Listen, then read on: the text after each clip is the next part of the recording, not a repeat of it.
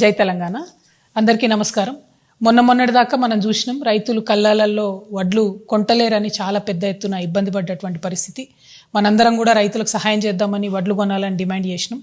అయినప్పటికీ దాదాపు 8 నుంచి 10 కిలోల వరకు తరుగు అంటే కడతా తీసుకుంటూ కూడా రైతుల్ని ఇబ్బంది పెట్టి నానా హింసలు పెట్టి చివరికి అక్కడిక్కడ వదిలేసి రాష్ట్ర ప్రభుత్వం రైతుల్ని తీవ్రంగా నిర్లక్ష్యం చేసినటువంటి పరిస్థితిని గమనించినాం. ఒక పక్క రైతులతో రక్త కన్నీరు పెట్టిస్తున్నటువంటి రేవంత్ రెడ్డి ప్రభుత్వం, ఇంకొక పక్క చిన్న రైస్ మిల్లర్స్ ఎవరైతే ఉంటారో, రా రైస్ మిల్లర్స్ ఎవరైతే ఉంటారో వారిని కూడా తీవ్రంగా ఇబ్బందులకు గురి చేస్తున్నటువంటి పరిస్థితి కనబడతా ఉన్నది. ప్రధానంగా ఏదైతే రైతులు పండించేటటువంటి ధాన్యాన్ని ప్రభుత్వం కొని దాన్ని మిల్ చేసి మళ్ళీ రేషన్ షాపుల ద్వారా ప్రజలకు ఇచ్చేటటువంటి వ్యవస్థ మన రాష్ట్రంలో కొనసాగుతుంది. అయితే ఈ వ్యవస్థలో రా రైస్ మిల్లర్స్ ఉంటారు, అట్లానే బాయిల్డ్ రైస్ మిల్లర్స్ అని పెద్ద రైస్ మిల్లర్స్ ఉంటారు. ఈ బాయిల్డ్ రైస్ మిల్లర్స్ అనేటోళ్ళు ఒక్కొక్క జిల్లాలో పెద్ద ఎత్తున రైస్ మిల్స్ పెట్టుకొని 100 కోట్ల రూపాయలతోని వ్యాపారం చేసేటటువంటి బడా వ్యాపారవేత్తలు ఉంటారు. వీళ్ళు సంవత్సరం పొడవునా కూడా అన్ని సీజన్స్లో కూడా వడ్లు కొంటూ ఉంటారు, వ్యాపారం చేస్తూ ఉంటారు. ఇప్పుడున్నటువంటి రేవంత్ రెడ్డి గారి ప్రభుత్వం ఈ పెద్ద రైస్ మిల్లర్స్ ఎవరైతే ఉంటారో, 100 కోట్లలో వ్యాపారం చేసేటటువంటి రైస్ మిల్లర్స్ ఎవరైతే ఉంటారో వారు ప్రభుత్వానికి దాదాపుగా 4,000 కోట్ల రూపాయలు బాకీ ఉన్నా కూడా వారి వైపు వెళ్ళడం లేదు, వారిని అడగడం లేదు. కానీ ఏదైతే ఈ చిన్న రైస్ మిల్లర్స్ ఉంటారో, రా రైస్ మిల్లర్స్ ఉంటారో వాళ్ళు 10 లక్షల రూపాయల నుంచి 1 కోటి రూపాయల వరకు ఎంత అప్పున్నా సరే దొంగల్ని చూసినట్టు వాళ్ళని చూసుకుంటూ వాళ్ళ రైస్ మిల్స్ మీద పడి ఎంక్వైరీల పేరుతో వాళ్ళని వేధించి ముసుగులేసి వాళ్ళని దొంగలను అరెస్ట్ చేసినట్టు తీసుకుపోయి అరెస్ట్ చేస్తున్నారు. అట్లా అరెస్ట్ చేస్తే చిన్న రైస్ మిల్లర్లు బాధపడి ఇబ్బంది పడి కరీంనగర్లో పాపం ఒక ఆడబిడ్డ సూసైడ్ కూడా చేసుకోవడం జరిగింది. మరి ఇటువంటి దారుణమైన పరిస్థితుల్లో కూడా ఉత్తమ్ కుమార్ రెడ్డి గారు కానీ రేవంత్ రెడ్డి గారు కానీ మరి జరుగుతున్న పరిస్థితి ఏంటి, మోసం ఏంటి అని గ్రహించలేకపోతున్నారా, లేకపోతే చూసి చూడనట్టుగా పోతున్నారా నాకు అర్థమవుతలేదు. ఎందుకంటే ఇప్పుడు ఒక ఫ్రెష్ టెండర్ చూస్తున్నాం మనం. ఇది ఈ మధ్య కాలంలోనే టెండర్ చేయడం జరిగింది. ఇదేంది అంటే కేసీఆర్ గారి ప్రభుత్వం దిగిపోయేటటువంటి సమయంలో గోడౌన్లో ఏదైతే 1,40,000 టన్నుల దొడ్డు బియ్యం ఉన్నదో దానికోసం టెండర్ వేయడం జరిగింది. ఇంతకుముందు ప్రభుత్వం ఉన్నప్పుడు 48 రూపాయలతోని మన ఫిలిప్పీన్స్కు ఆనాడు టెండర్ వేసి అంతకుముందు ఉన్న రైస్ అమ్మిరు.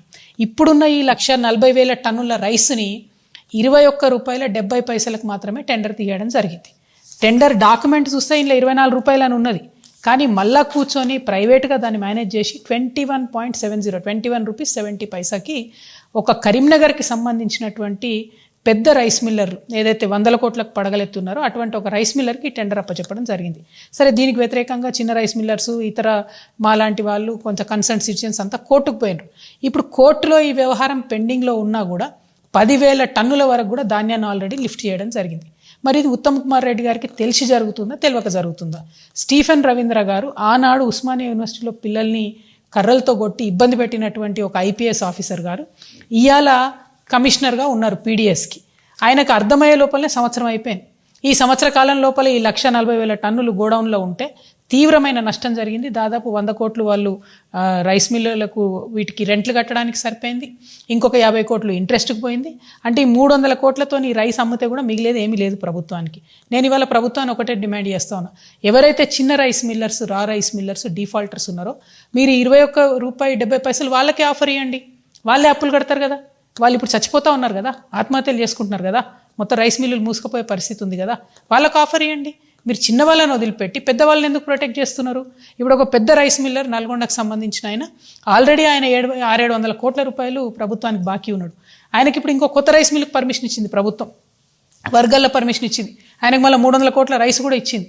ఎట్లా ఇస్తారు మీరు? చిన్న రైస్ మిల్లర్స్, డిఫాల్టర్లు ఉన్న వాళ్ళకి ఇస్తున్నారా రైస్? ఫిజికల్ వెరిఫికేషన్ పేర్లతో వాళ్ళని వేధిస్తలేరా, సతాయిస్తలేరా? ఈ అంశాలన్నీ పక్కకు పెట్టి ప్రజలు గమనిస్తలేరు, ప్రతిపక్షాలు గమనిస్తలేరు అని మీరు అనుకుంటే తప్పు. బీఆర్ఎస్ పార్టీలో హరీష్ రావు గారు కానీ కేటీఆర్ కానీ పెద్ద రైస్ మిల్లర్స్ అందరితో వాళ్ళు మిలాఖత్ అయి ఉన్నారు కాబట్టి వాళ్ళు మాట్లాడతలేరు. కానీ ఇవాళ ఈ రాష్ట్రంలో ఒక ఆల్టర్నేట్ శక్తిగా తెలంగాణ రక్షణ సేన వచ్చింది. మేము చిన్న వాళ్ళ తరఫునే ఉంటాం, చిన్న రైస్ మిల్లర్స్ తరఫునే మాట్లాడుతున్నాం, చాలా బలంగా చెప్తా ఉన్నాం. మీరు కనుక పెద్ద రైస్ మిల్లర్స్ దగ్గర ఏదైతే 4,000 కోట్ల రూపాయల బకాయిలు ఉన్నాయో వాటిని వసూలు చేయండి. చిన్న రైస్ మిల్లర్స్కు 1 టైం సెటిల్మెంట్ ఆఫర్ ఇవ్వండి. ఏదైతే 21.7 ఇస్తున్నారో ఇంకేది ఇస్తున్నారో వాళ్ళని బతికించండి. చిన్న రైస్ మిల్లర్స్ చిన్న వాళ్ళకు ఉద్యోగాలు ఇస్తారు, ఊర్లలో కాపాడుకుంటారు, ప్రజల్ని, రైతుల్ని కాపాడుకుంటారు. వీళ్ళ లెక్క మోసం చేయరు. ఈ కడత తీసిండ్రు ఈ సీజన్లో ఏదైతే 10 కిలోలు చేసిరో ఇది కూడా పెద్ద రైస్ మిల్లర్స్ల ఆధ్వర్యంలో జరిగిన 2,000 కోట్ల స్కామ్. దాన్ని కూడా బయటికి తీయాలి మీరు. ఇవన్నీ చాలా విషయాలు ఉన్నాయి. పీడిఎస్ సిస్టమ్ని మొత్తం కూడా భ్రష్టు పట్టిస్తూ ఉన్నారు. కంప్లీట్గా యావత్ ఈ సిస్టమ్ నాశనం అయిపోతూ ఉన్నది.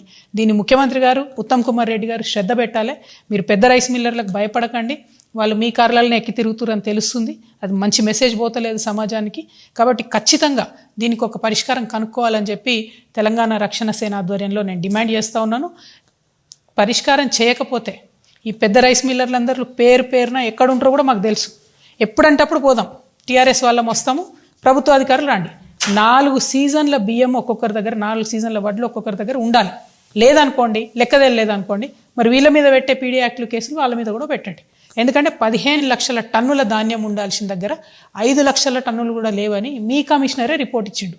మరి ఛాలెంజ్ చేస్తాను ఉత్తమ్ కుమార్ రెడ్డి గారు, మీరు మినిస్టర్ కదా, మీరు ఎటంటే అటు పోదాం, ఏ జిల్లా కంటే ఆ జిల్లాకు పోదాం, నేను వస్తా, మీరు కూడా రండి.